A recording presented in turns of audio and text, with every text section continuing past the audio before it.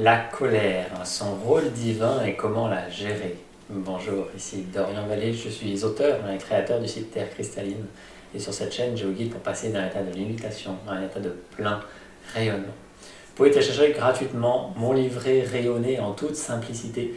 Vous avez tous les liens en dessous de cette vidéo. Aujourd'hui, je viens vous parler de la colère. Puisqu'on est dans une phase assez particulière avec cette série d'éclipses, les émotions sont décuplées. Et la colère vient jouer un rôle particulier dans le processus d'éveil.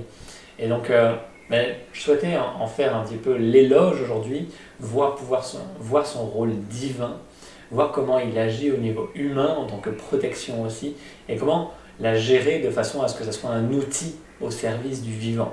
Que ce ne soit pas quelque chose récupéré par l'ego et qui fasse grandir ce sentiment d'insécurité ou de séparation, et que ça soit vraiment un outil de reconnexion à soi, à l'âme, au divin, au vivant.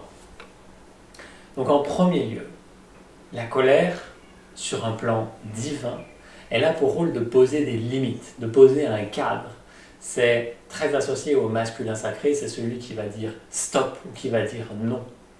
Et il y a là-dedans l'élan de la droiture, c'est rester dans cet élan du vivant, du divin à chaque instant et poser les limites de façon à ce que ce qui peut faire obstacle à ça, humainement ou de façon égotique, ne puisse pas être là.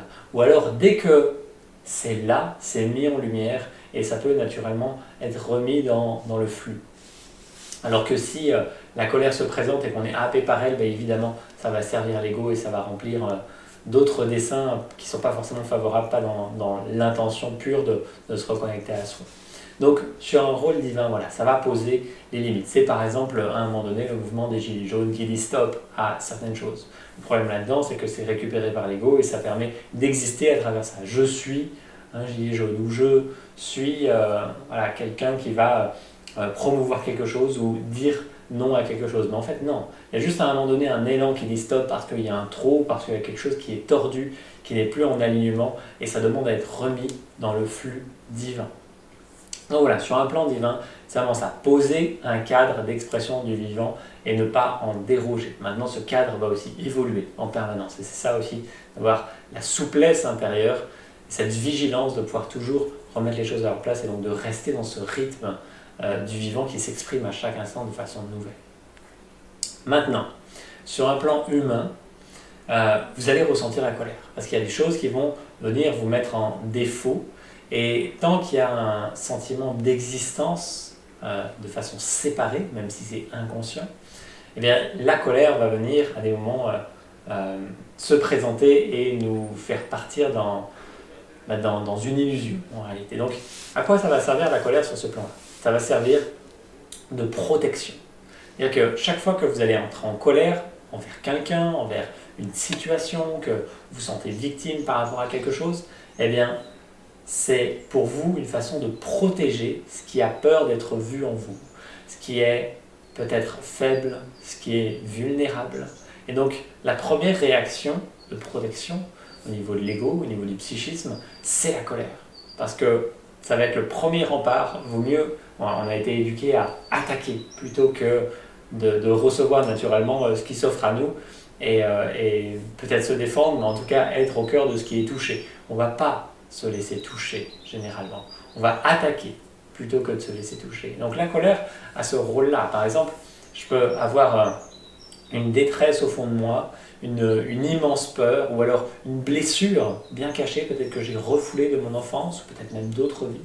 Et chaque fois que quelqu'un ou quelque chose va venir mettre ça en lumière, ça peut être n'importe quoi, ça peut être une situation anodine, mais qui va me remettre face à ça, la colère. Juste pour attaquer l'autre, ou attaquer la situation, ou tout de suite se mettre en situation de défense. Ça, c'est le rôle de la colère sur un plan humain. Et c'est ok d'en faire l'expérience. C'est juste à un moment donné de se rendre compte que cela ne nous sert pas. Qu'à chaque fois que je ressens de la colère envers quelqu'un ou une situation, c'est un leurre. Personne ne m'a jamais mis en colère. Aucune situation ne m'a jamais mis en colère. C'est ma propre colère qui est déclenchée par l'agissement de quelqu'un d'autre ou par une situation quelconque. Donc simplement être vigilant là-dessus, pouvoir voir d'où émane vraiment cette colère. Est-ce que c'est l'autre qui crée la colère en moi? Ça n'existe pas. C'est simplement un miroir. Donc quand je suis en colère, à quoi sert cette colère? Qu'est-ce qu'il y a derrière cette colère? Donc juste être au cœur de ça, de façon à ce que ce qui a besoin d'être vu puisse l'être.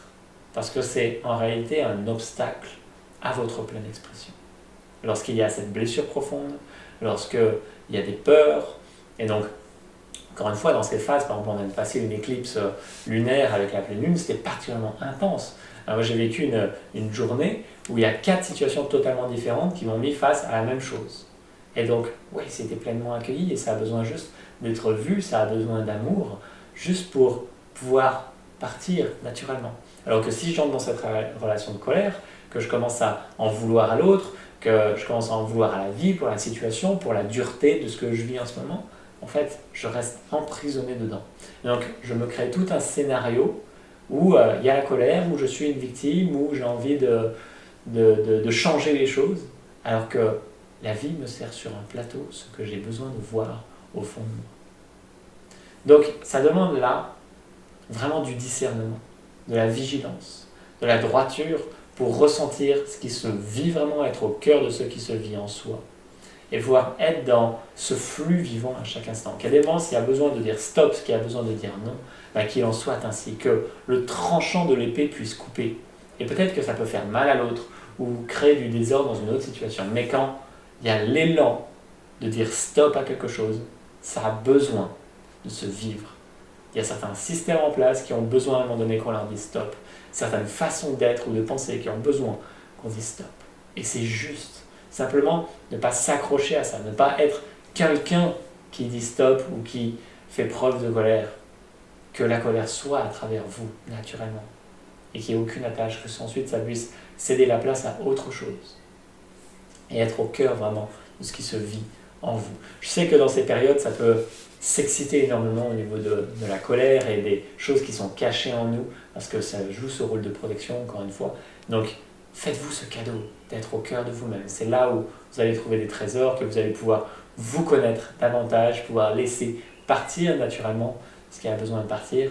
Après, si vous voulez aller davantage dans des processus qui permettent des libérations, il y a la reconnexion cristalline que je mène tous les mois. Voilà, vous pouvez avoir un accompagnement. Vous pouvez toujours faire les choses seules. C'est à vous de ressentir ce qui est juste ou être accompagné. Il y a plein d'accompagnants aujourd'hui. Et sentez-vous libre de faire l'expérience qui résonne le plus pour vous. Je souhaite que cette vidéo vous apporte plus de clarté et de conscience sur ce processus de la colère qui peut se vivre.